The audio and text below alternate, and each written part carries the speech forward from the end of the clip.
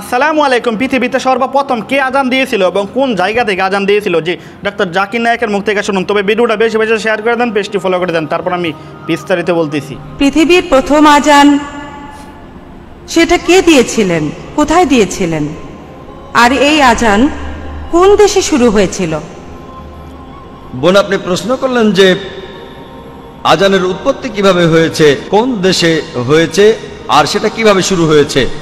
বোন, আজান শুরু হয়েছিল আরব দেশে, আরবের মদিনায়।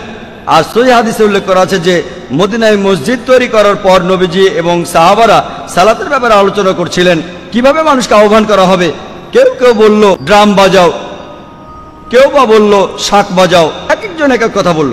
হাদিস বলছে তখন একজন লোক, সেই লোক তার স্বপ্নের মধ্যে আজান শুনল। সে শুনল আজানের আওয়াজ, যেটা আমি আগে বলেছিলাম মানুষের কণ্ঠে।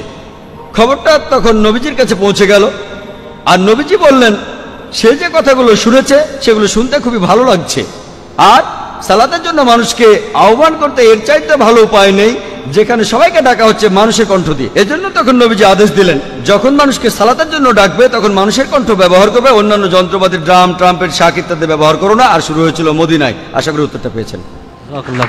জি, আমাদের আজানটা এমনিতে আসে না।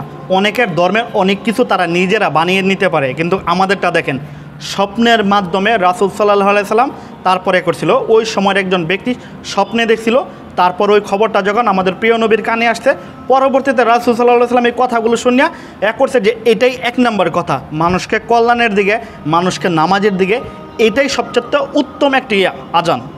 তারপরে এই আজানের সিস্টেম হয়েছে খুব সুন্দরভাবে, চমৎকারভাবে উনি উত্তরটা দিয়েছে, এবং এই উত্তরটা শুনিয়া পরবর্তীতে আর এই মহিলা আর কোনো প্রশ্ন করে নাই, কারণ উনি উনার প্রশ্নের উত্তর পেয়ে গেছে। জি, প্রতিটা আপনার বিধর্মী যারা আছেন এই ডক্টর জাকির নায়েকের কাছে এমনভাবে প্রশ্ন করলেই এমনভাবে উত্তর পাই। বর্তমান জামানায়, বর্তমানে এসে পৃথিবীর মধ্যে সবচেয়ে বেশি মানুষ যিনি মুসলমান করতেছে তিনি হচ্ছে এই ডক্টর জাকির নায়েক। আল্লাহ তাকে হেফাজত করুক। বর্তমানে ব্যক্তিটা অনেক সমস্যা আছে, আল্লাহর জন্য তাকে শেফা দান করে, সকল বিপদ আপদ থেকে রক্ষা করে। আসসালামু আলাইকুম রহমতুল্লাহি ওয়া বারাকাতুহু। ভিডিওটা বেশি বেশি শেয়ার করে দেন, পেজটি ফলো করে দেন।